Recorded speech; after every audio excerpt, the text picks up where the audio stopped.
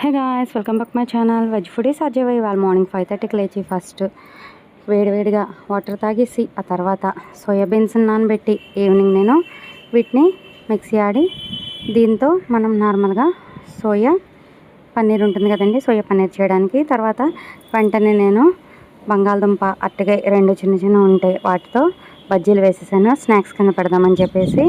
తర్వాత ఇందులోనే కొంచెం మెత్తని పకోడీ కూడా వేసుకున్నాను.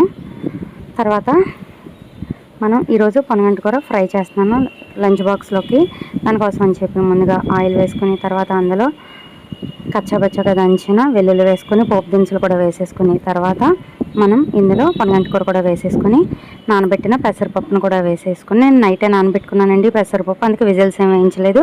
రెండు కుక్ అయి దగ్గర పడిన తర్వాత ఇందులో కొంచెం ఉప్పు కారం వేసేసుకొని దించేసానండి. చాలా టేస్టీగా ఉంటుంది. సబ్స్క్రైబ్ చేయడం మర్చిపోకండి, పక్కన ఉన్న బెల్ ఐకాన్ కూడా క్లిక్ చేయండి.